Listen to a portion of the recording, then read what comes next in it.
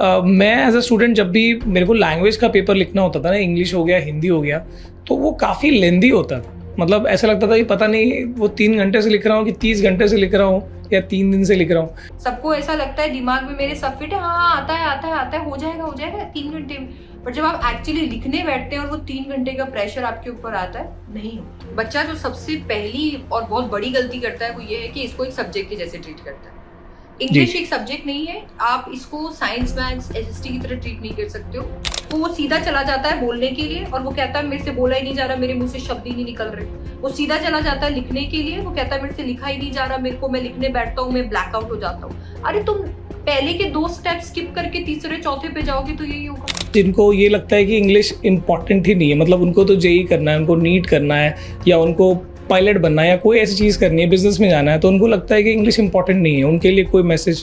कभी कभी कुछ बच्चे ऐसे हैं जो वर्ड पे बिल्कुल ध्यान नहीं देते क्योंकि उनके सीनियर्स ने बोल दिया अरे बोर्ड में इतनी कोई खास चेकिंग नहीं होती, तू हनी सिंह के गाने लिखे आना मिल जाएंगे। कभी कभी क्वेश्चंस पूछती हूँ बच्चों से, वो अपने हिसाब से was verb is am are सब अपने हिसाब से नहीं कराते। मैं पूछ रही हूँ तुमने इसके पीछे क्या लॉजिक लगाया, कितने बोलने में अच्छा लगा, बोलने में फिट हो रहा था तो लगा दिया। Hi guys, welcome back. This side Sanjeev Pandey, आप देख रहे हो एड्यूहैप और हमारे साथ एक ऐसी पर्सनालिटी है आज एज अ गेस्ट जो कि मतलब जिन्होंने YouTube में तो भाई क्या बताऊं मैं, इंग्लिश की टीचिंग में बहुत ज़बरदस्त मचा रखा है, ठीक है। और जो स्कूल लेवल से लेके, ठीक है, 11th 12th हो, BA MA हो या नेट सेट हो, सारे बच्चों को पढ़ा रही है, ठीक है। मैं बात कर रहा हूँ आप सबकी फेवरेट शिप्रा मैम की, ठीक है। तो यस शिप्रा मैम, आपका स्वागत है हमारे प्लेटफॉर्म पर और थैंक यू सबसे पहले कि आपने हमारे लिए वक्त निकाला, ठीक है। और yes ma'am. So thank you so much sir, आपने इतना धांसू इंट्रोडक्शन मुझे दिया है और मतलब बहुत अच्छा लग रहा है यहाँ पर आपके साथ में एक स्क्रीन शेयर करके, क्योंकि मेरे को लगता है कि सारे बच्चे जो है जो भी स्कूल एग्जाम्स दे रहे हैं, जो भी साइंस मैथ्स जो भी सब्जेक्ट के एग्जाम्स दे रहे हैं, वो ज़रूर आपको जानते हैं और इस चैनल को जानते हैं। तो एक ऐसे चैनल का हिस्सा बन के बहुत अच्छा लग रहा है। Thank you so much sir कि आपने मुझे ये अपॉर्चुनिटी और ये प्लेटफॉर्म दिया है। Thank you ma'am. तो मैम मैं पहले तो ये बता दूं कि व्हाट दिस वीडियो या what this session will all about be, इसमें हम ये जो है ना, ये डिकोडिंग सीक्रेट नाम से ये पूरा का पूरा सीरीज चल रहा है, जिसके अंदर हम अलग अलग टॉपिक्स को एक्सप्लोर कर रहे हैं। आज की जो टॉपिक है यहाँ पर हम बात करेंगे कि कैसे जो बच्चे चाहे 9th 10th में हो, चाहे 11th 12th में हो, मेजरली जो बच्चे स्कूल लेवल पे हैं उनकी हम बात कर रहे हैं, तो कैसे वो इंग्लिश सब्जेक्ट को जिन बच्चों को इंग्लिश सब्जेक्ट में दिक्कत हो रही है, बहुत सारे उसके सेगमेंट्स में हो सकती है, तो कैसे उसको वो एक्सेल कर सकते हैं, उसके बारे में पूरा का पूरा सेशन होगा। और यस, थोड़ी बहुत बातें जो है वो हम जेनरिक भी होंगी इसके अंदर। तो मैम तैयार हैं हम इसके लिए? जी बिल्कुल तैयार है। ओके, तो सबसे पहले तो मैम हम ये जानना चाहेंगे कि जो आपकी जर्नी रही है, मतलब आप एज अ स्टूडेंट कैसे, मतलब इंग्लिश के अंदर कैसे थे? क्या पहले से ही आपको इंग्लिश आसान लगती थी या कभी ऐसा कोई ऐसा इंसिडेंट हुआ जिसके बाद आपने इंग्लिश में अपने आप को इम्प्रूव किया, और उसके बाद कैसे वो आप इंग्लिश टीचर बने, आपने ऑफलाइन में पढ़ाया, फिर आप यूट्यूब पर आके आपने जो धमाल मचाया, तो ये सब कुछ मतलब आप थोड़ा सा शॉर्ट में बताइए। जी सर बिल्कुल। सर मैं स्टार्टिंग से हमेशा एक स्टूडियस बच्ची रही हूँ, पर मैंने इंग्लिश पे इतना ध्यान नहीं दिया क्योंकि मैं बहुत छोटे से स्कूल से थी स्टार्टिंग में, और वहाँ पे तो टीचर्स को भी उतना इंग्लिश नहीं आता था जितना आज के टीचर्स को आता है। तो वहाँ से जो मेरा एक शिफ्ट हुआ था, जब मुझे मेरे पापा ने एक क्रिश्चियन मिशनरी के अंदर एडमिट कराया था, वो मेरे लिए एक टर्निंग पॉइंट बन गया, क्योंकि वहाँ पर सारे लोग इंग्लिश में बात करते थे। English as a foreign language जो है वहाँ पे बहुत प्रमोट किया जाता था और कुछ हद तक ग्लोरीफाई भी किया जाता था। तो मुझे ये लगा कि यार मैंने तो अभी तक ये सीखा ही नहीं है, सारे बच्चे छोटे छोटे बच्चे इंग्लिश में बात कर रहे हैं, टीचर्स इतना फ्लुएंटली बोल रहे हैं, और मेरे को वहाँ पे बहुत बार नीचा देखना पड़ रहा था। तो मैंने सोचा यार अभी तो मेरे को भी ये करना है, क्योंकि आई वाज स्कोरिंग गुड, मैं एग्जाम्स में अच्छा स्कोर कर पा रही थी। तो मैं जहाँ पर अटक रही थी वो था मेरा कम्युनिकेशन। मैं फ्लुएंटली नहीं बोल पाती थी, फाइन पे फाइन लगते थे मेरे। एंड देन आई डिसाइडेड कि नहीं, अब तो मुझे इंग्लिश को फोड़ना है। और वहाँ से मैंने मेरा जर्नी शुरू किया इंग्लिश स्पीकिंग का। और उसमें कुछ एक चीज़ें लगी, कुछ थोड़ा सा डिसिप्लिन लगा, थोड़ा सा हार्डवर्क लगा, बट आज बस ये कर रहे हैं। ओके और मुझे ये भी लगता है कि कहीं ना कहीं ये आपका ना पैशन कहीं ना कहीं है ये, ठीक है, नॉट जस्ट कि वो चीज़ हुई। बिकॉज आप देखिए, मतलब अगर मैं जैसे जितना आपकी जर्नी को जान रहा हूँ, जैसे आपकी स्टडीज़ जो है आपने बीकॉम किया हुआ है, ठीक है, उसके बाद आपने सीएस किया जहाँ पर आपने ऑल इंडिया रैंक आपकी आई, ठीक है, तो वहाँ पर आप अपना करियर बना सकते थे। लेकिन आपने उसके बाद एलएलबी किया, उसके बाद फाइनली आप बीए और एमए और डबल एमए और अब शायद पीएचडी करने जा रहे हो, है ना? तो इंग्लिश तो कहीं ना कहीं था। जी सर मुझे ऐसा लगता है कि मेरे को लैंग्वेज लर्निंग का कीड़ा सबसे पहले से था कि लैंग्वेज लर्निंग करना है। मेरे को हर भाषा से बहुत प्यार है।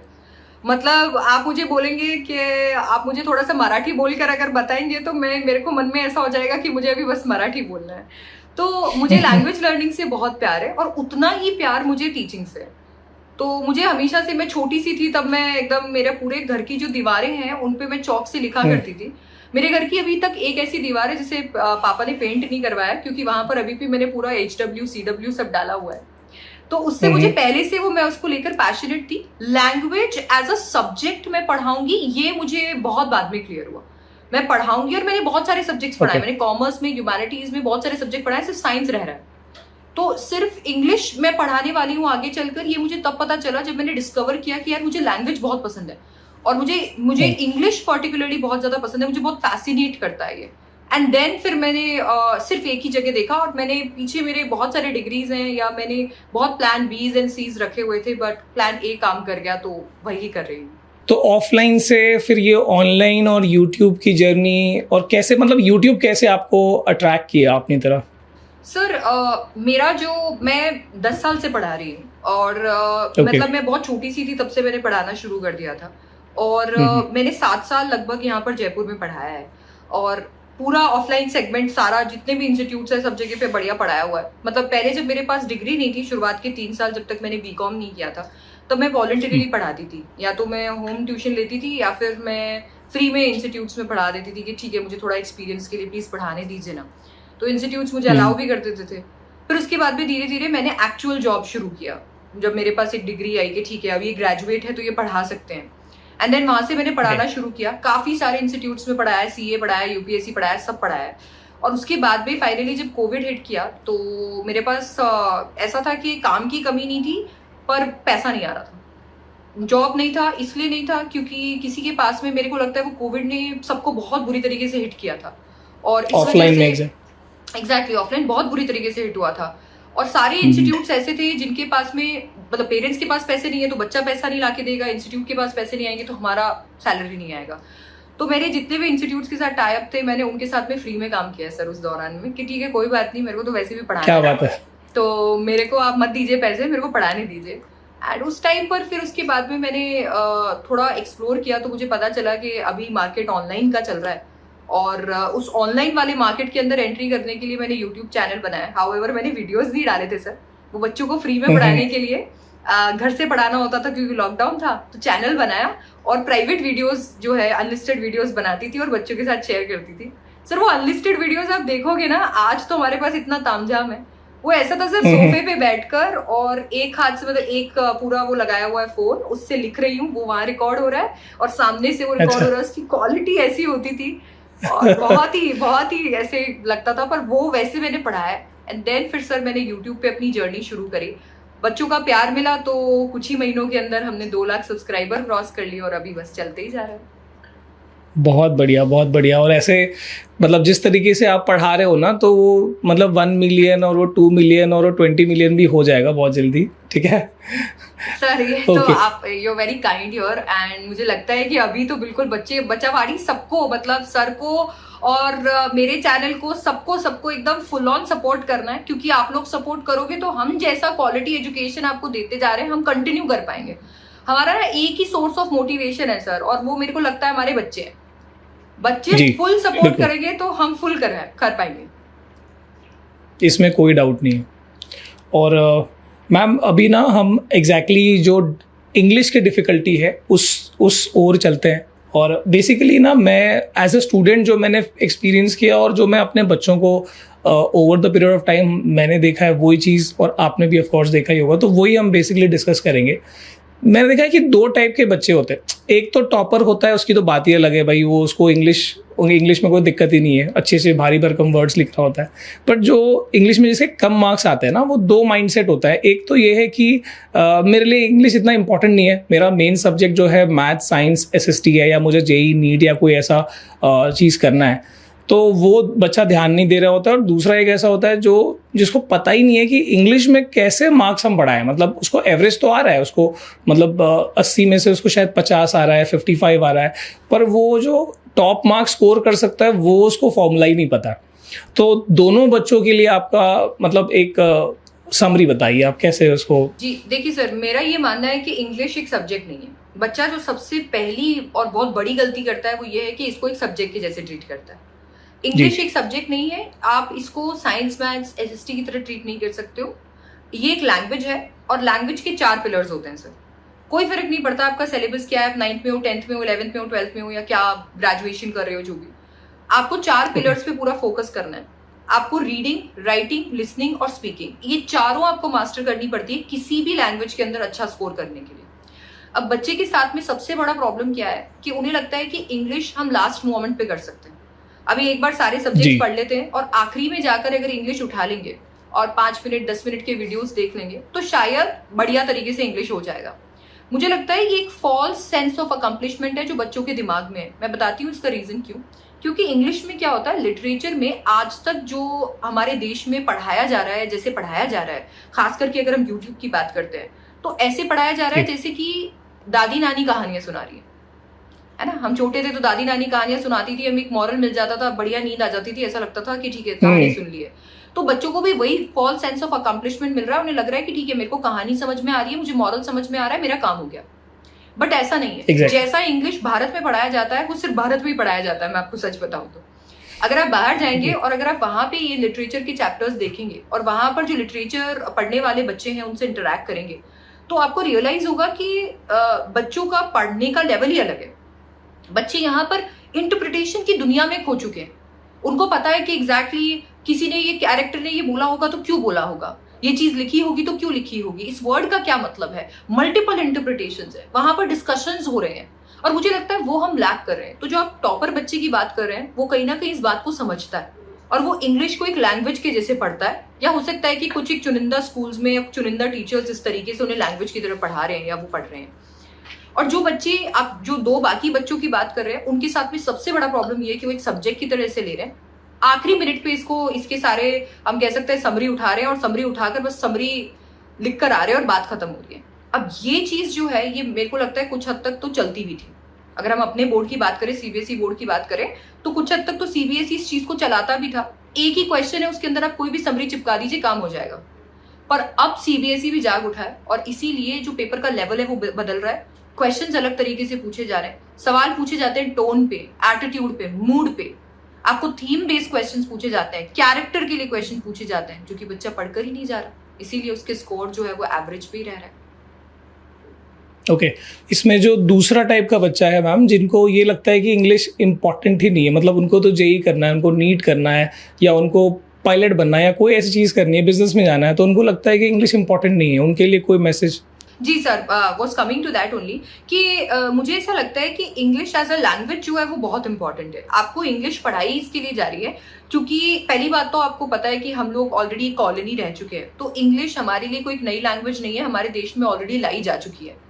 अब क्या है, हम एक ऐसे देश में रहते हैं जो है मल्टीलिंगुअल, जहां पर देश के कोने कोने में अलग अलग भाषा का प्रयोग होता है। इस दुनिया के अंदर जहां पे आप इतने सारे इंजीनियर्स से एक साथ मिलेंगे, अब आप प्लेसमेंट की तो बात ही मत कीजिए। बच्चों को IIT चाहिए, ठीक है, आप IIT जा रहे हैं, आप IIT बॉम्बे जा रहे हैं। अब IIT बॉम्बे में देश के कोने कोने से बच्चा आया है। कुछ बच्चा आया है जो शायद तमिल बोलता है, कोई एक बच्चा है जो मराठी बोलता है, कुछ बच्चा भोजपुरी बोलता है, कोई बच्चा मारवाड़ी बोलता है। अब उनके साथ कॉन्वर्स करने के लिए, उनके साथ में बातचीत करने के लिए आपको चाहिए कॉमन लैंग्वेज, और वो कॉमन लैंग्वेज फिर इंग्लिश है। तो तो चाहते हुए नहीं चाहते हुए इंग्लिश एक ऐसा लैंग्वेज बन चुका है जो हम कॉमनली बोल सकते हैं, यूज कर सकते हैं कॉलेजेस में भी। साथ ही साथ में आप देखेंगे बड़े बड़े कंपनीज, एमएनसीज हो गए, हॉस्पिटल्स हो गए, अगर आप डॉक्टर्स की बात कर रहे हैं या फिर आप पायलट्स की बात कर रहे हैं, तो एयरलाइंस हो गए, सब जगह पे इंग्लिश को एक कॉमन भाषा की तरह यूज किया जाता है। सर जब मैं ये बात करती हूँ तो मैं कहीं पर भी इंग्लिश को ग्लोरीफाई नहीं करती हूँ। मुझे मेरी भाषा, मातृभाषा बहुत अच्छी लगती है, पर मुझे ऐसा लगता है कि ये बहुत लॉजिकल है कि हमें इंग्लिश पढ़ना पड़ रहा है, क्योंकि अगर हम वो नहीं करेंगे तो हम कॉन्वर्स नहीं कर पाएंगे अपने ही लोगों से।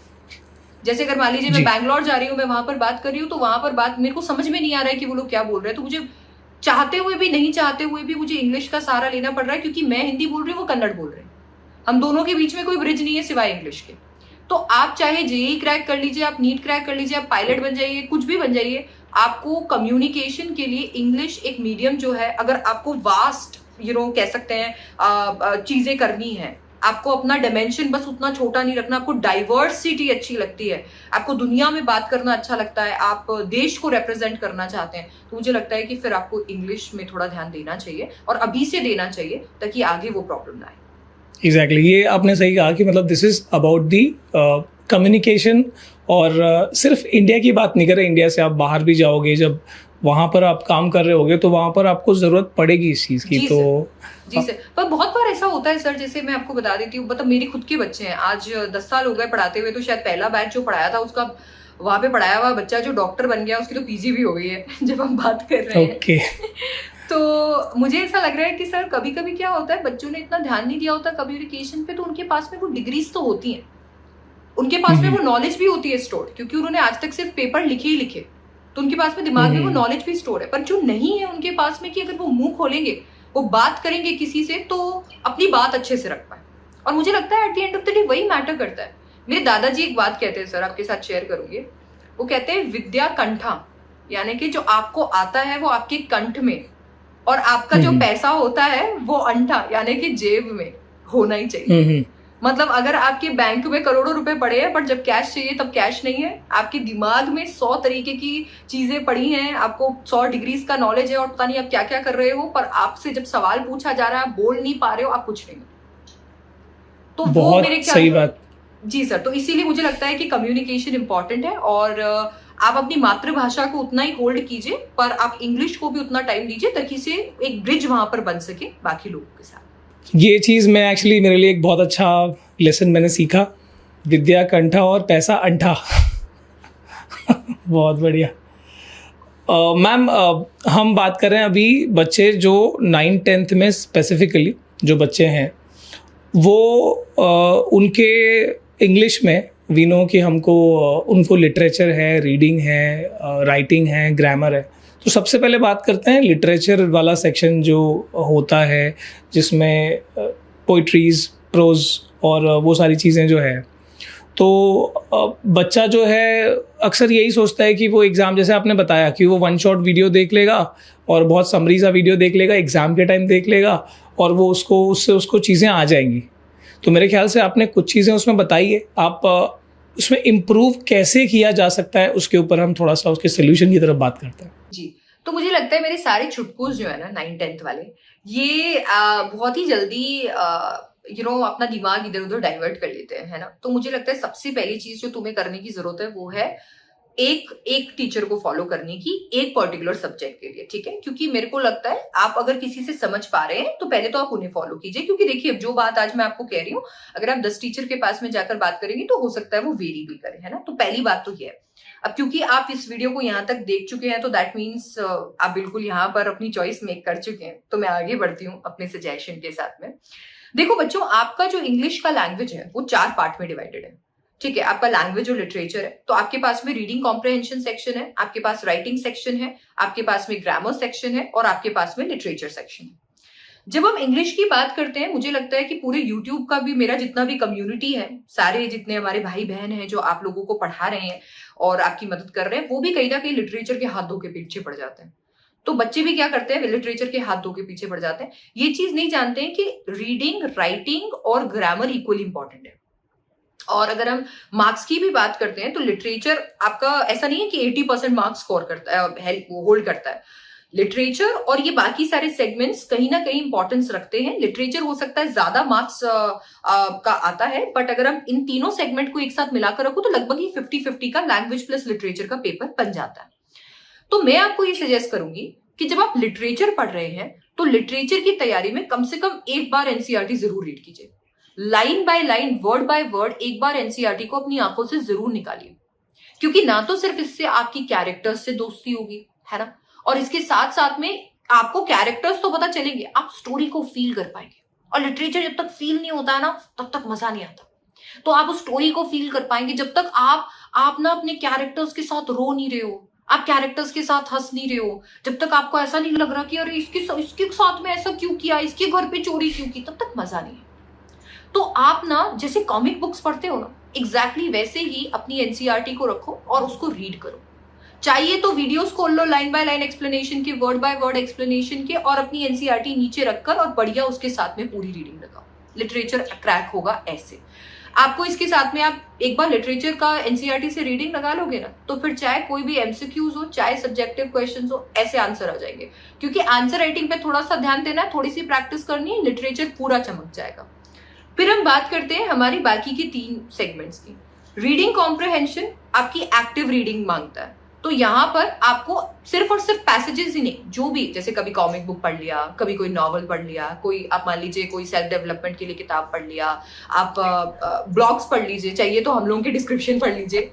तो कुछ भी रीड करते रहिए इंग्लिश में, क्योंकि जब आप रीडिंग करेंगे तो आप एक एक्टिव रीडर बनेंगे। आप लोगों को जो परेशानी आती है ना, मुझे रीड करने में बहुत टाइम लग रहा है, मुझे समझने में बहुत टाइम लग रहा है, इसलिए मुझे आंसर नहीं मिल रहा है, वो प्रॉब्लम सॉल्व हो जाएगी। और रीडिंग कॉम्प्रिहेंशन की फ्रीक्वेंसी, प्रैक्टिस करने की फ्रीक्वेंसी जो है वो आप बढ़ा दीजिए। दैट मीन्स आप रीडिंग कॉम्प्रिहेंशन चाहे हफ्ते में एक बार कीजिए, बट आप ऐसा मत कीजिए कि ठीक है जिस दिन एग्जाम है, एग्जाम की एक दिन पहले मैंने 30 रीडिंग कॉम्प्रिहेंशन लगा दीजिए। चाहे आप साल भर में 30 कर लीजिए, कोई दिक्कत नहीं है, बट एक फ्रीक्वेंसी पे कीजिए, एक इंटरवल पे कीजिए। ऐसे मत कीजिए कि एक दिन बैठा 30 सॉल्व कर लिया, बात खत्म। क्योंकि रीडिंग कॉम्प्रिहेंशन से दोस्ती करनी पड़ती है, अनसीन पैसेजेस आते हैं, तो आपको अपनी खुद की टिप्स एंड ट्रिक्स दिमाग में लगाने पड़ते हैं, है ना।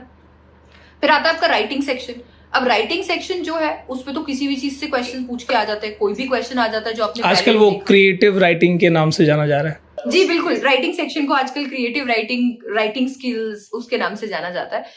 तो क्रिएटिव राइटिंग सेक्शन जो है ना सर, मुझे ऐसा लगता है कि वो इसीलिए ही है क्योंकि अब बच्चा इतना बड़ा हो गया है कि वो अपनी खुद के थॉट्स को एक्सप्रेस कर सकता है। और आपको, मतलब मैं आपको बता रही हूँ, सीबीएसई यही चाहता है। सीबीएसई यही चाहता है कि मैं आपको एक क्वेश्चन दे रहा हूँ और आप अपने थॉट्स को, अपनी क्रिएटिविटी, अपने इनोवेशन को बस उड़ने दो, उसमें लिखो। अगर आप अपने आंसर कीज भी देखेंगे तो आंसर कीज के अंदर भी कोई ऐसा रिस्ट्रिक्शन नहीं है। तो आप अपना full imagination, full creativity, innovation के साथ में अपने आप को एक्सप्रेस करना सीखो। तो अपने जो क्वेश्चन है, अपने आप को क्वेश्चन से रिस्ट्रिक्ट मत करो। जैसे मान लीजिए आपने साइंस का कोई चैप्टर पढ़ा, साइंस का चैप्टर पढ़ लिया, दिमाग के अंदर आ गया, किसी दिन बस बैठे और बैठकर उसकी समरी या किसी एक पर्टिकुलर टॉपिक की समरी लिखी। अरे राइटिंग स्किल जो होती है, वो राइटिंग स्किल तो किसी भी सब्जेक्ट में चाहिए होती है। तो आप साइंस के अंदर कर लीजिए। आपको एसएसटी का चैप्टर लग रहा है, आप 10th में नेशनलिज्म इन इंडिया पढ़ रहे हैं, पूरा चैप्टर पढ़ लिया आपने। अब आपको ऐसा लग रहा है कि यार मैं बैठकर बस उसे रिकॉल करना चाहता हूँ, आपने लिखना शुरू किया। तो आपका ना लिखने पे एक पकड़ बैठेगा, और जब वो बैठेगा तो अब आपको वर्क करना पड़ेगा बस अपनी क्रिएटिविटी, इनोवेशन और इमेजिनेशन पे। और वो तब होगी जब आप ज्यादा से ज्यादा रीडिंग करोगे। जैसे स्टोरीज लिखने के लिए आ रही हैं, तो आप ज्यादा से ज्यादा स्टोरी पढ़ोगे, तब आप ऑथर्स कैसे स्टोरी बोलते हैं, कैसे लिखते हैं, कैसे नरेट करते हैं, वो सीखोगे। मान लीजिए कोई आर्टिकल लिखने के लिए आ रहा है, ज्यादा से ज्यादा आर्टिकल पढ़ोगे तो पता चलेगा कि ऑथर्स एक्चुअली कोटेशंस कैसे यूज करते हैं, क्वेश्चंस कैसे यूज करते हैं, फैक्ट्स कैसे यूज करते हैं।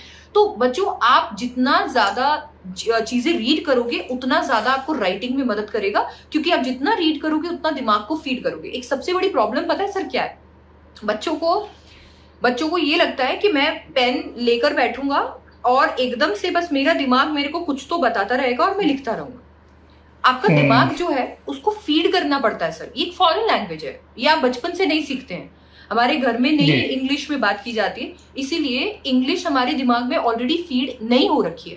तो आपको इसको फीड करना पड़ेगा। और फीडिंग आप कैसे कर सकते हो? 2 चीजों से, रीडिंग और लिसनिंग। आप जितना ज्यादा रीडिंग करोगे उतने ज्यादा शब्द और राइटिंग स्टाइल आप अपने दिमाग में फीड करोगे। और जितना ज्यादा आप लिसनिंग पे फोकस करोगे उतना ज्यादा आपको प्रोनाउंसिएशन, एक्सेंट्स, कैसे बोलते हैं, पॉजेस, जेस्चर्स, ये सब आप नोटिस करने लगोगे।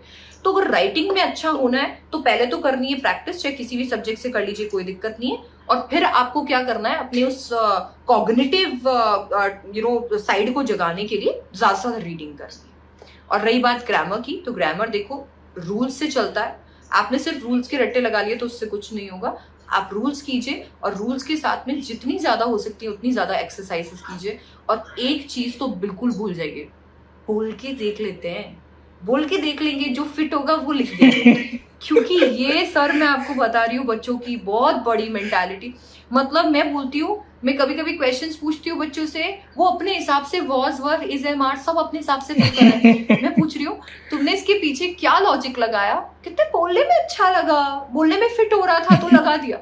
ये चल रहा है सर। और बहुत जगह पे वो बोलने वाला फिट भी हो जाता है और मैं खुद भी बहुत शॉक हो जाती हूँ कि ये कैसे हो रहा है। बट बहुत बार ऐसा भी होता है कि वो गलत हो जाता है, क्योंकि कुछ एक्सेप्शंस भी है इंग्लिश में। और जब सीबीएसई आपका एग्जाम देता है तो वो खास करके उन एक्सेप्शंस को इंक्लूड करता है। तो रूल्स और फिर ढेर सारी प्रैक्टिस आपको ग्रामर में बहुत अच्छा बनाएगी। बिल्कुल सही बोला आपने। मैं अपना एक छोटा सा ना अपने स्कूल के टाइम का मुझे एक चीज़ याद आ गई, जब आप रीडिंग वाली बात कह रहे थे। तो हालांकि हम इंग्लिश मीडियम में पढ़ते थे, वो बोलने के लिए हो रहा होता था, उस टाइम पे बहुत मस्ती चल रही होती थी। तो ना जब इंग्लिश के टीचर्स खासकर जो है वो रीडिंग करवा के बच्चों से ना इतना एक पैराग्राफ ये बच्चा पढ़ेगा और वैसे होता था। तो जैसे इसमें इतना डर होता था ना क्लास में कि भाई मुझे रीडिंग बिल्कुल, ऐसे कई बच्चे होते हैं आई थिंक, बहुत बच्चे रिलेट करेंगे, मुझे बिल्कुल पसंद नहीं था क्लास में खड़े रहना। और मैं गेस कर सकती हूँ सर, आप पैराग्राफ्स काउंट कर लेते थे क्या कि मेरा पैराग्राफ 5th आएगा, 6th आएगा? वो तो होता ही था, टीचर स्ट्रिक्ट होगा वो होता ही था, आप ट्राई कर रहे होते थे। पर मुझे पता नहीं क्यों मुझे पसंद नहीं था। और जब मैं खड़ा होके पढ़ रहा हूँ ना तो एकदम उस टाइम पे मैं इतना स्लो हो जाता था ना कि शायद वो थोड़ा कॉन्फिडेंस का भी एक कमी था उस वक्त। और लेकिन ऐसा नहीं कि मैं घर पे बहुत तेज़ रीड करता था, तो मैं स्लो रीडर था उस टाइम पे। पर मैं अभी उसको ऐसे देख पा रहा हूँ कि जितने बच्चे मेरे ऐसे निकले हैं, या फिर जो भी बच्चे नॉवेल्स पढ़ते हैं, जो भी बच्चे थोड़ी एक्स्ट्रा बुक्स रीडिंग करते हैं, वो एक्चुअली इंग्लिश में वो काफ़ी अच्छा कर, मतलब उनके लिए कोई बड़ा चैलेंज नहीं होता इंग्लिश। मतलब आप इस चीज़ को अग्री करते हो? जी सर, 100% अग्री करती हूँ। देखिए मैं बच्चों को कभी कभी रेकमेंड करती हूँ कि यार तुम अपने जीवन के अंदर कुछ कुछ बुक्स इंक्लूड करो ना। अगर तुम्हें कोई भी सेगमेंट में जाना है तुम उससे जुड़े हुए मैगजीन इंक्लूड कर लो। तुम्हें सेल्फ हेल्प बुक्स चाहिए तो तुम सेल्फ हेल्प बुक्स इंट्रोड्यूस करो। तुम्हें नॉवेल्स अच्छी लगती है, नॉवेल्स के जो भी जॉनर है कुछ तो उसमें इंक्लूड करो।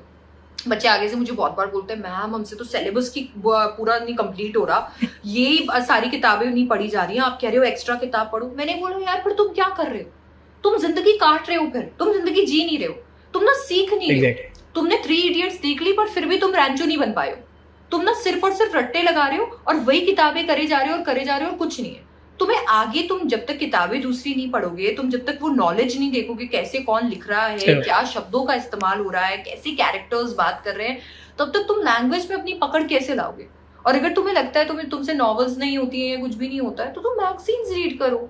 और मैं तो सर मैं आपको बता रही हूँ, मैं वो कॉन्वेंशनल तरीके से बच्चों को कभी भी ये नहीं कहती हूँ कि जाओ जाकर न्यूज़पेपर रीड कर लो, क्योंकि ना मेरे को कसम से मेरे को खुद को भी न्यूज़पेपर रीड करने में ना मौत आती है। मेरे को ऐसा लगता है मैं थोड़ा सा खोलकर बैठती हूँ, मेरे को ऐसी उबासियाँ आती है सर। मैं जितना भी न्यूज़ है वो सारा का सारा एकदम पूरा फोन पर पढ़ लेती हूँ। और नहीं तो ना इतना सारा आजकल तो हो गया, हर जगह पे कोई ना कोई न्यूज़ हमें बता ही रहा होता है, इंस्टाग्राम पे मीम्स के थ्रू दिख जाता है। तो बढ़िया मैं न्यूज़ ऐसे कंज्यूम करती हूँ।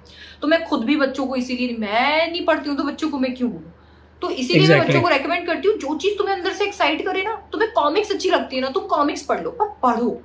जितना तुम एक्स्ट्रा में पढ़ोगे उतना तुम्हें डे टू डे इंग्लिश आएगी, उतना ज्यादा तुम वर्ड्स के साथ फैमिलियर होगे, उतना ज्यादा तुम कहीं ना कहीं कैरेक्टर्स के साथ में, राइटिंग स्टाइल के साथ में फैमिलियर होगे।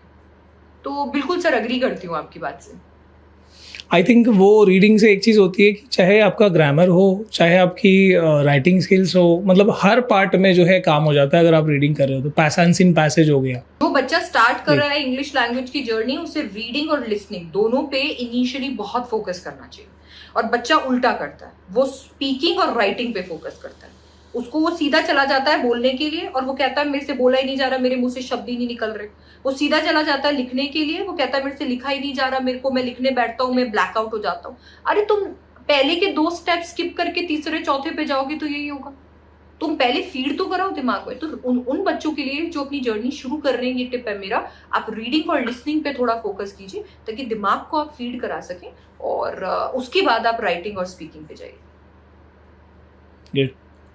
मैम एक चीज़ ये भी है कि जो बच्चे जो टॉपर होते हैं, जैसे अभी मैं भी अपने टाइम की फिर से बात कर लेता हूँ कि मुझे ना 100 मार्क्स के हुआ करते थे हमारे टाइम पे, और 100 में से मुझे मतलब ऐसा 60-65 मिल गया तो मेरे को तो बहुत अच्छा मिल गया। इंग्लिश मेरा वैसे उसी स्टाइल में था, और ना लेकिन मन में इच्छा थी कि भाई मुझे इम्प्रूव करना है। मतलब पता नहीं कैसे, पर 9th-10th में वो एटीट्यूड आ गया था कि नहीं यार ऐसे ही नहीं चलेगा।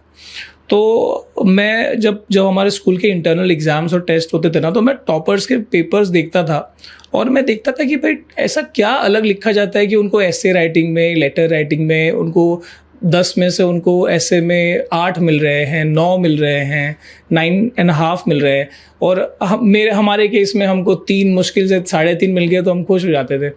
तो वो देखता था कि वहाँ पर ना वो लोग इतना अच्छा, मतलब इतने अच्छे वर्ड्स का या सेंटेंसेस का यूज़ किया करते थे, प्रोवर्ब्स यूज़ किया करते थे कि जो उसको एनहांस करता था उसकी क्वालिटी को। तो आई थिंक मतलब अब इसमें आपका मैं एक इनपुट चाहूँगा कि आपके हिसाब से टॉपर्स जो इंग्लिश में होते हैं, जिनको ज़्यादा वो शायद मेहनत ना भी करें अभी फ़िलहाल, तब भी वो उनको अच्छे मार्क्स मिल जाते हैं, तो क्या वो अलग कर रहे होते हैं?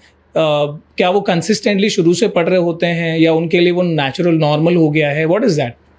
सबसे पहली चीज तो मुझे ऐसा लगता है कि जो बच्चे अच्छा लिखते हैं वो कमिंग बैक टू रीडिंग को शामिल किए हुए। देखिए सर, आप अगर कुछ भी, आपने जैसे बोला कि मुहावरों का इस्तेमाल कर रहे हैं बच्चे, लोकोक्तियों का इस्तेमाल कर रहे हैं बच्चे अपने एसेज के अंदर या लेटर लिख रहे हैं जो भी, तो वो कहाँ से आ रहे हैं? वो बच्चे ने ऑलरेडी बैठकर अंदर, मतलब इंटेंशन देकर कि ठीक है, डेलिबरेटली वो बैठा है और बैठकर उसने वो सीखे। अब हो सकता है कि उसने कहीं पर रीडिंग करते करते उसको कोई ऐसा फ्रेज दिख गया हो, कोई फ्रेजल वर्ब दिख गया हो, कोई प्रोवर्ब दिख गया हो, ईडियम दिख गया हो, और वो उसके दिमाग में हो।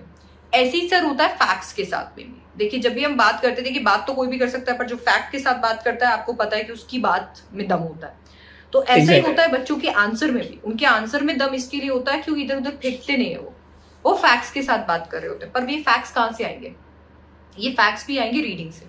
आपने रीडिंग किया, आपने किसी चीज के बारे में जाना, आपको थोड़ा सा अंदाजा लगा कि अरे अच्छा, विमेन राइट के लिए ये हो रहा है, चाइल्ड राइट के लिए ये हो रहा है। अब बच्चों को भी मैं ये चीज बताना चाहती हूँ कि सर, जैसे कोई भी टॉपिक है जो आपको थोड़ा एक्साइट करता है, या आपको ऐसा लगता है कि ये टॉपिक पे बार बार सवाल जो है वो पूछे जाते हैं, आप उसे गूगल कीजिए।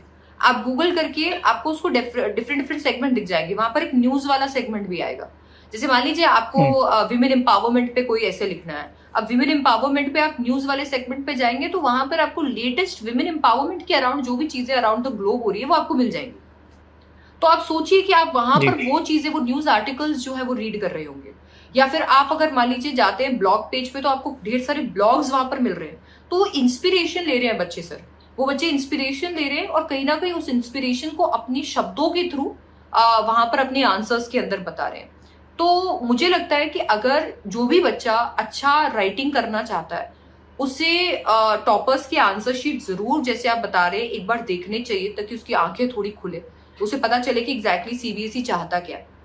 तो वो बिल्कुल एक बार आंसर शीट जो है वो पूरी देखनी चाहिए। और इसके साथ साथ में उसके अकॉर्डिंग अगर आपको लग रहा है कि यह नेसेसरी फैक्ट्स का इस्तेमाल हो रहा है, नेसेसरी प्रोवर्ब का इस्तेमाल हो रहा है, इडियम्स का इस्तेमाल हो रहा है, तो फिर आप कुछ चुनिंदा टॉपिक्स पे, आपको फुल एकदम बैठकर गूगल गीक बनने की जरूरत नहीं है।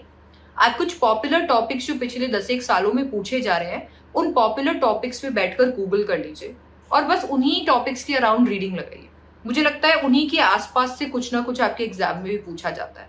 आपको 50 टॉपिक्स की नॉलेज होती है तो आपका कहीं पर भी पलड़ा भारी ही रहता है, हल्का नहीं होता। आप 50 चीजें बता सकते हैं, 50 इंस्टेंसेस बता सकते हैं। ये बहुत सही बोला आपने कि मतलब, और अभी शायद ऐसा भी हो गया कि थोड़ा सा करंट अफेयर्स टाइप के टॉपिक के ऊपर भी ज्यादा जो है वो पूछा जाता है। जी सर, जी। और सर, बच्चे आजकल स्मार्टली क्या करने लगे हैं और हम बच्चों को क्या एडवाइस कर रहे हैं वो भी मैं आपको बता देती हूँ। पहले क्या होता था, हम लोग सिर्फ और सिर्फ है ना, जैसे आपके और हमारे टाइम पे तो हम लोग, आपको पता है कि जब भी ऐसे लिखते थे, आर्टिकल लिखते थे, तो कभी कभी तो हम रट के ही चले जाते थे कि चलो रट्टा मार देते हैं एक बार, और रट्टा मार के फिर उसमें से जो भी थोड़े बहुत इधर उधर से पैराग्राफ मिल मिलाकर हम लिख लेते थे। आजकल क्या हो रहा है, बच्चे इतने ज्यादा इमेजिनेटिव हो गए हैं कि हम भी उनको रेकमेंड करते हैं कि अपना फ्लेवर डालने के लिए, क्योंकि सीबीएसई ये चीज रिक्वायर कर रहा है। सीबीएसई को चाहिए कि आप अपने वर्ड्स अपने बारे में लिखो, अपने दिमाग में आपके जो चल रहा है वो लिखो। तो अपना फ्लेवर डालने के लिए वो इंस्टेंसेस डाल देते हैं। जैसे मान लीजिए मुझे आपको पोल्यूशन के बारे में कुछ बताना है, और अगर मेरे पास फैक्ट्स खत्म हो गए हैं, मेरे पास डेफिनेशंस खत्म हो रही है, और मुझे लग रहा है ये बहुत बोरिंग होगा, ये रीडिंग बहुत बोरिंग होगी, सामने वाला पढ़ेगा उसे लगेगा अरे हाय मैं ये क्यों ईवीएस का चैप्टर पढ़ रहा हूँ, तो मैंने उसमें ना इंटरेस्टिंग इंस्टेंस डाल दिया। मैंने कहा फॉर एग्जाम्पल सर, आपको पता है मैं ना पास में हमारे एक फोर्ट है, मैं वहां गई थी, और वहां पर ना पास में किसी ने इंडस्ट्री खोल दी। अब सर मैं वहां पे गई थी एकदम बढ़िया इंस्टाग्रामेबल पिक्चर्स क्लिक कराने और अच्छा सनसेट देखने के लिए, और सर पीछे से आ रहा है धुआं धुआं धुआं। सर सोचो कितना पोल्यूशन है। तो एकदम से सर आप मेरी बात सुनने लग गए, एकदम से आपको लग रहा है कि हाँ अभी तक pollution was a very boring topic, pollution क्या होता है, एयर पोल्यूशन, वाटर पोल्यूशन, ये पोल्यूशन वो पोल्यूशन, और एकदम से मैंने इसमें इंस्टेंस ऐड कर दिया कि मैं वहां गई थी और मैंने ये नोटिस किया कि ऐसे साइट के पास में भी लोग लीगली इनलीगली फैक्ट्रीज बना रहे हैं, वहां चिमनी नहीं लगा रहे हैं, जिसकी वजह से धुआं हो रहा है, वो पूरे एनवायरमेंट को कितना पोल्यूट कर रहा है। तो मेरी बात जो मैं रखना चाहती थी इंस्टेंस की मदद से ज्यादा बेटर तरीके से रख पाई। तो बस वही चीज है जो बच्चों को समझनी पड़ेगी और सीखनी पड़ेगी। इसके लिए अच्छी खासी रीडिंग और एक अच्छे मेंटोर की रिक्वायरमेंट। जी, मेंटोर तो खैर, मेंटोर टेंशन नहीं, अभी मेंटोर तो है अपने साथ। हाँ, और अच्छी रीडिंग बच्चों को डेलिबरेटली करनी है।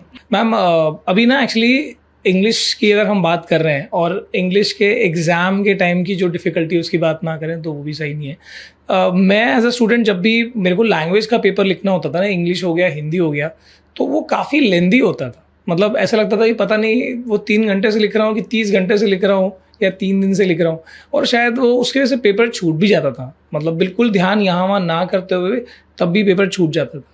तो ऐसे में आपका क्या एडवाइस है बच्चों को? क्या वो ABCD जैसे फ्लो है वैसे पेपर को सॉल्व करें, या फिर वो मतलब क्या होता है जिस वजह से पेपर को हम टाइम पे कंप्लीट करें?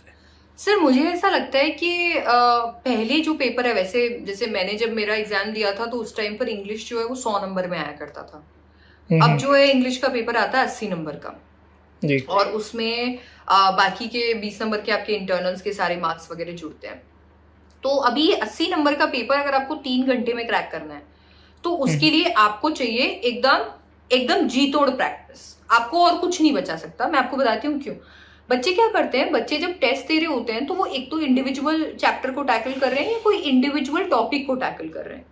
अब ऐसे में क्या हो रहा है, उस वक्त तक तो हो सकता है कि उन्हें लग रहा है कि ठीक है मैंने 1 घंटे में 20 क्वेश्चन कर लिए या 1 घंटे में इतने क्वेश्चन कर लिए, बट जब मामला यहाँ पर आ रहा है कि आपके पास में राइटिंग सेक्शन की लेंथ आ रही है, रीडिंग सेक्शन का कॉम्प्रहेंशन आ रहा है कि पढ़कर आपको अंडरस्टैंड करना है एंड आपको आंसर देना, ग्रामर का आपको जल्दी से, ग्रामर में बच्चा ओवर कॉन्फिडेंट हो जाता है, जल्दबाजी में सोचता है ये टिक कर देता हूँ, ये लिख देता हूँ, वो लिख देता हूँ, तो ग्रामर के ट्रिक्स आ रहे हैं।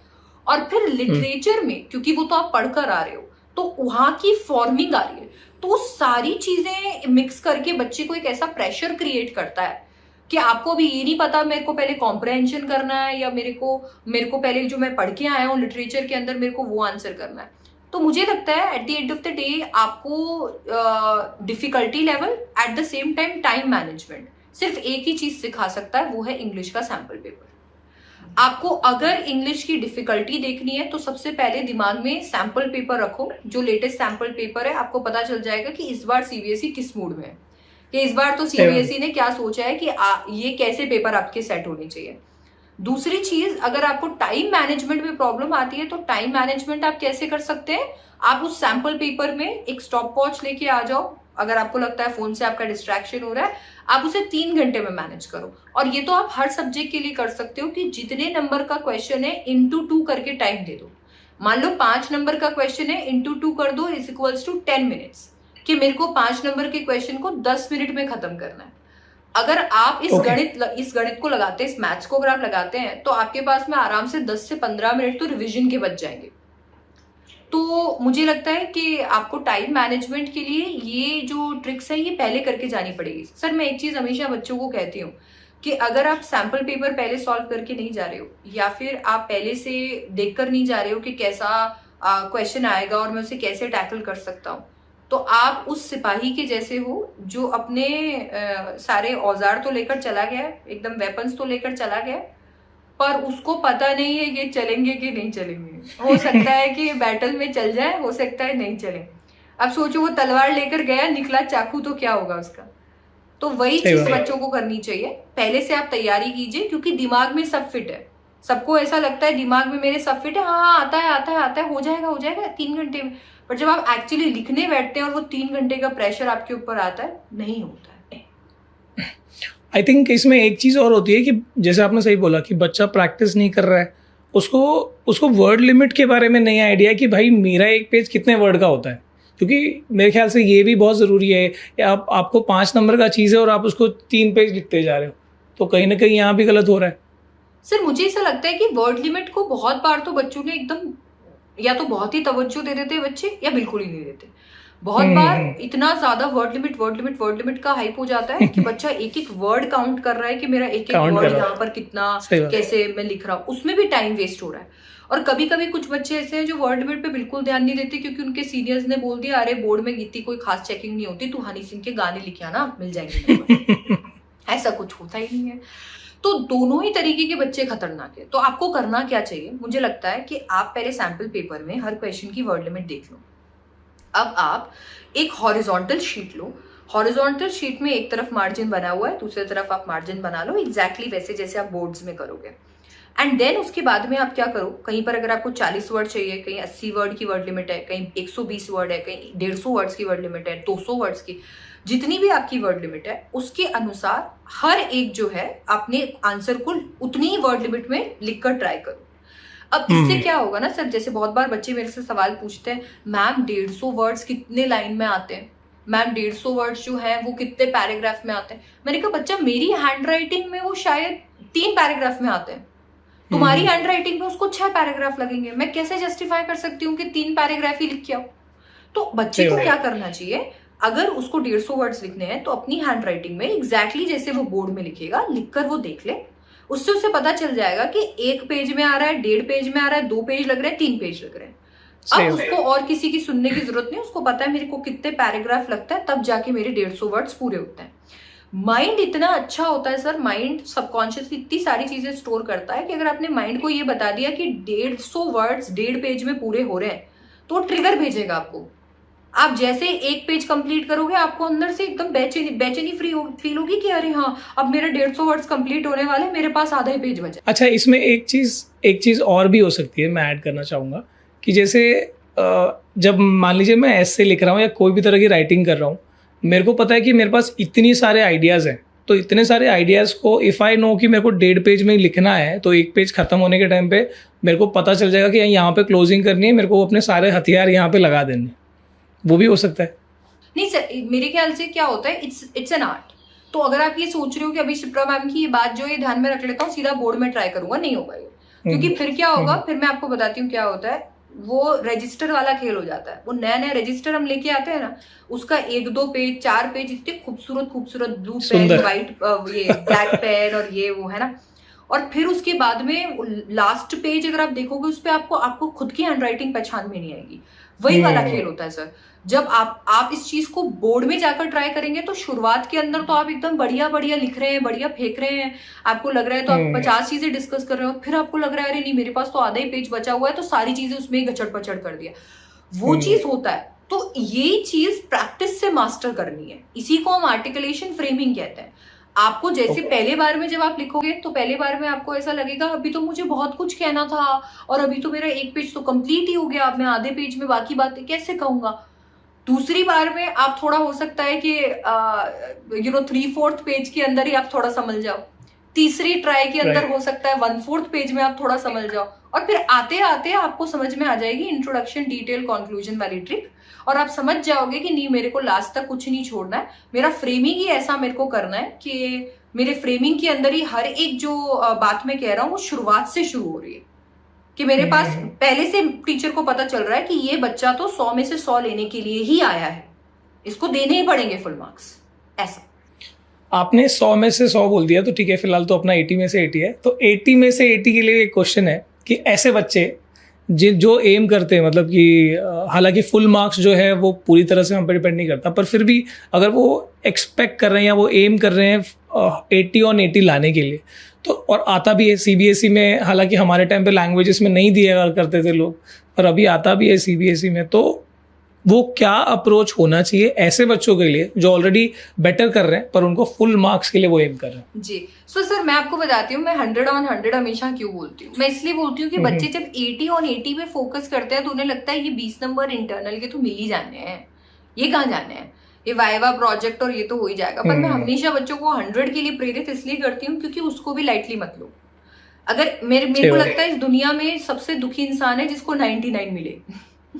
उसको ये लग रहा है कि यार मैं सब करके भी 1 नंबर से रह रहा हूँ, तो वो इंटरनल्स का ही कभी कभी एक प्रॉब्लम हो सकता है। तो मुझे लगता है कि बच्चे को फुल 100 की तैयारी करनी चाहिए। तो पहला तो हमारे बच्चों के साथ ऐसा हुआ है, कई बच्चों के साथ, कि उन्होंने स्कूल जो उनका बोर्ड्स का था उसमें 80 लाए हैं, पर इंटरनल में उनको 1 आध मार्क्स कम हो गए, तो ये बहुत ज्यादा मतलब दुखी करता है वो। एग्जैक्टली सर, तो इसीलिए मुझे लगता है हर बच्चे को 100 ऑन 100 की फुल तैयारी करनी चाहिए, पहली चीज तो। दूसरा sir, how are these kids different, मतलब एक बच्चा जो 80 में से 75 लाया है और एक बच्चा जो 80 में से 80 लाया है, इसमें क्या फर्क है? देखिए मैं बताती हूँ आपको। जैसे मैं बच्चों को कभी कभी ये स्टोरी बताती हूँ कि हमारे टाइम पे तो लैंग्वेज के टीचर्स इतने खड़ूस होते थे, बोलते थे नहीं 60 नंबर से ज्यादा देंगे ही नहीं, तुम कुछ भी कर लो, तुम कुछ भी लिख लो, इससे ज्यादा नंबर नहीं मिलेंगे। और देते भी नहीं थे सर, आपके आंसर्स कितने भी अच्छे हो उतने नंबर आपको मिलेंगे भी नहीं। बट बोर्ड्स जो है, बोर्ड्स के अंदर चेकिंग अलग होती है और बोर्ड्स के जो पॉइंट्स होते हैं चेक करने के वो काफी डिफरेंट होते हैं स्कूल के टीचर्स से। तो सबसे पहली बात तो स्कूल के मार्क्स को अपने फाइनल मार्क्स समझने की गलती किसी को भी नहीं करनी है। दूसरी बात, बहुत लोग मुझे कहते हैं लैंग्वेज में फुल मार्क्स नहीं आ सकते, एक टाइम पर नहीं आ सकते होंगे, अब आ सकते हैं। और अब क्यों आ सकते हैं? क्योंकि लैंग्वेज को भी स्टेप वाइज कर लिया। पहले क्या होता था, लैंग्वेज में स्टेप मार्किंग नहीं होती थी, लैंग्वेज में ये स्टेप मार्किंग का कॉन्सेप्ट नहीं था। तो पहले क्या होता था, टीचर्स सब्जेक्टिवली कॉपीज चेक करते थे।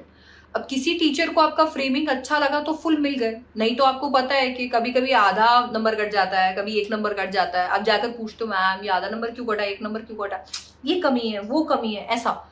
तो अब क्या है, सीबीएसई ने उसे खत्म कर दिया। सीबीएसई ने क्या किया है कि ठीक है इंग्लिश है, कोई फॉर्मूला नहीं लग सकता है, हम चेक नहीं कर सकते हैं कि भाई सबका ही आंसर 5 आया है क्या।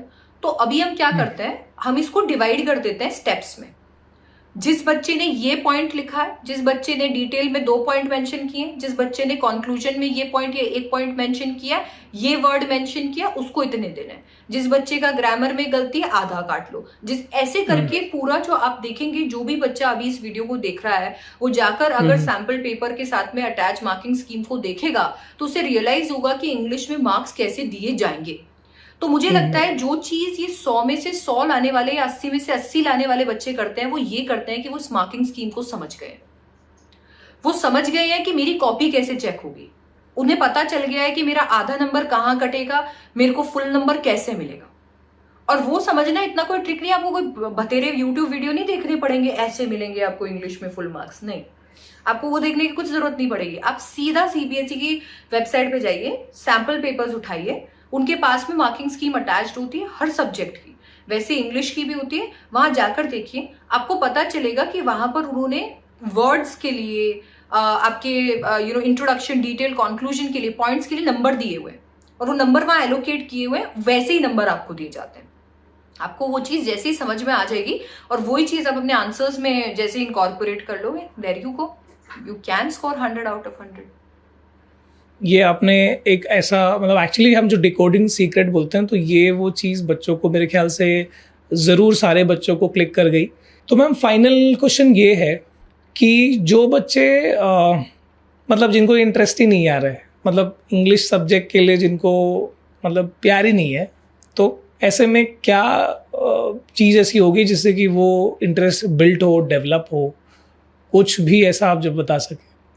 सर मुझे लगता है English is more about imagination. देखिए जैसे मान लीजिए आप बैठते हैं, आप बैठकर कोई सीरीज देखते हैं, आप पहले एपिसोड में 15-20 मिनट उसको थोड़ा समझते हैं और थोड़ा थोड़ा उसके साथ इमेजिन करने लगते हैं, अपने आप को कनेक्ट करने लगते हैं, धीरे धीरे आपको वो सीरीज, उसके कैरेक्टर्स अपने से लगने लगते हैं। आपको ऐसा लगता है ये सब जो हो रहा है ये मेरे घर में हो रहा है, मेरे साथ हो रहा है, मैं हूँ ये मेन कैरेक्टर। आप उनके साथ रोते हैं, उनके साथ हंसते हैं। ऐसा ही कुछ बस आपको आपके टेक्स्ट बुक्स के साथ भी करना होता है। जब भी आप पढ़ रहे होते हैं तो आपको अपनी दुनिया में नहीं, कैरेक्टर्स की दुनिया में खो जाना है, आपको स्टोरी की दुनिया में खो जाना है। अगर आप क्लास 10th में हैं, आप भोली वाला चैप्टर पढ़ रहे हैं, तो आप एक्चुअली टीचर जब आपको पढ़ा रहा है तो आप रेजोनेट कीजिए। देखिए टीचर का भी फर्क पड़ता है सर। जैसे मैं तो ना फुल एकदम रिलेटेबल एग्जाम्पल्स देकर बच्चों को पढ़ाती हूँ, जो आज जो बच्चे रिलेट कर सकते हैं। तो बच्चे बोलते हैं मैम हम सब इमेजिन कर पा रहे हैं। और मुझे लगता है मैक्सिमम लिटरेचर के जो टीचर्स हैं वो ऐसा करते होंगे, ऐसा मेरा मानना है। तो अगर आपके टीचर्स भी आपको ऐसे बता रहे हैं तो आप उनके साथ उस जर्नी पे चले जाइए। आप अपने आप को इमेजिन कीजिए, आप अपने सामने देखिए कि एक बच्ची है जो इस तरीके से इन सारी चीजों से जूझ रही है, उसे एक बूढ़े इंसान के साथ में उसकी शादी कराई जा रही है, कैसा माहौल होगा। मतलब आप इतना फील कीजिए कि आपके सामने वो मंडप है जहां पर वो बोली फाइनली अपने लिए आवाज उठा रही है। तो वो जब आपका होगा ना, आपको इतना प्यार हो जाएगा उस कैरेक्टर से कि जब आप आंसर भी लिख रहे होंगे तो ऐसा लग रहा होगा जैसे आप भोली की वकालत कर रहे हैं, किया तो कैसे किया है विशंबर ने ऐसा। तो वो चीज आपको कहीं ना कहीं फील होने लग जाएगी एंड देन आपका इंग्लिश में इंटरेस्ट डेवलप होगा। किसी एक चैप्टर के लिए भी आप ये करके देखिए कि go for this imaginative part. आपके लर्निंग के अंदर थोड़ा इमेजिनेशन करके देखिए, और जब आप वो इमेजिनेशन करेंगे तो आपको धीरे धीरे इंग्लिश एज अ लैंग्वेज से प्यार हो जाएगा। और सर मुझे लगता है कि ऐसे में टीचर्स भी अब बहुत ही ज़्यादा इंटरैक्टिव तरीके से पढ़ाने लगे हैं। ऑडियो विजुअल मीन्स से आपको पढ़ाया जा रहा है, एक स्टोरी डिलीवर की जा रही है। तो मुझे लगता है इमेजिनेशन और आसान होती जा रही है। तो जब आप इमेजिनेशन करेंगे तो रियल लाइफ के प्रॉब्लम्स, रियल लाइफ की जो भी चीज़ें चल रही है उनके साथ में थोड़ा अटैच फील करेंगे एंड हेंस आप इंग्लिश से मुझे लगता है आप बहुत अटैच हो जाएंगे। तो मुझे लग रहा है कि जितने भी सीक्रेट्स थे, ठीक है, बच्चों को जो जानने थे वो मैम ने बहुत बेहतर तरीके से, ज़बरदस्त तरीके से एक्सप्लेन कर दिया है। और इसके अलावा भी कोई अगर डाउट है तो आप कमेंट करिए, ठीक है। हम फिर से एक छोटा सा सेशन करके और वो सारे डाउट्स भी क्लियर कर सकते हैं किसी दिन, ठीक है। बट मुझे लगता है कि मैम आपने बहुत ऑनेस्टली और बहुत ज़बरदस्त, मुझे नहीं लग रहा कि मैं फ़र्स्ट टाइम आपसे बात कर रहा हूँ। मतलब इनफैक्ट हमारा पहली बार कम्युनिकेशन हो रहा है, पर मुझे बिल्कुल नहीं लग रहा है। तो इससे पता लग रहा है कि मैम की कम्युनिकेशन कितनी ज़बरदस्त है, ठीक है। So yes ma'am, thank you for your time and thank you for so well explaining जितने भी हमने सवाल यहाँ पर पूछे। Yes, sir. I think you're being very kind here. So first of all, thank you so much for this opportunity. और मैं ये बोलना चाहूंगी कि मुझे ऐसा लगता है कि एक बेहतरीन होस्ट ही किसी गेस्ट को एक होम फील करा सकता है, मतलब उतना कंफर्टेबल फील करा सकता है। और मुझे लगता है कि मुझे भी ये बिल्कुल भी फर्स्ट इंटरेक्शन जैसा लगा ही नहीं, because you have been a wonderful host here. और आपने मुझे वो कंफर्ट दिया है जिसमें मैं अपनी बातें रख पाई, अपने बच्चों के साथ, चुटकुस के साथ में शेयर कर पाई। So thank you so much for the opportunity. And बच्चावारी, मैं आपसे उम्मीद करती हूँ कि आप इन सारी चीज़ों से सीखोगे और इस वीडियो के थ्रू हम लोग आपको थोड़ा और ज़्यादा बेटर फील करवा पाए इंग्लिश लैंग्वेज के बारे में। आपने इंग्लिश लैंग्वेज की इंपॉर्टेंस यहाँ पर देखी है एंड आप कहीं ना कहीं समझ पाए हो कि एग्जैक्टली आप इंग्लिश को छोटे छोटे एफर्ट से ही सही पर कैसे मास्टर कर सकते हो।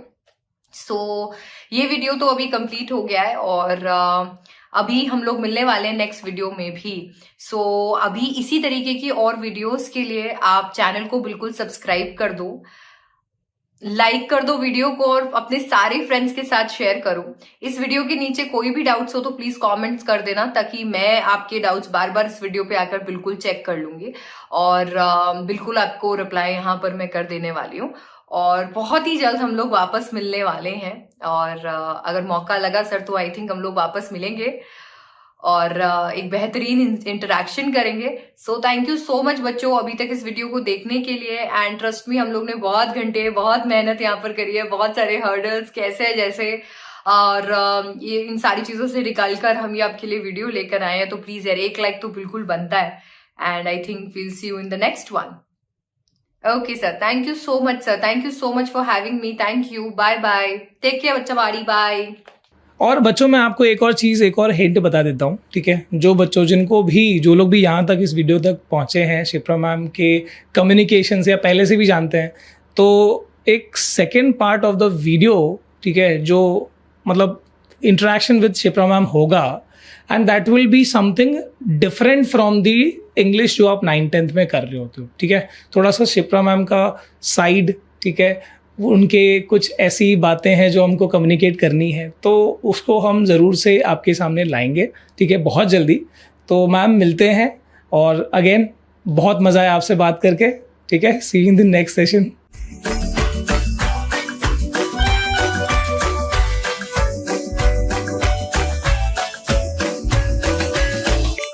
Download the app now.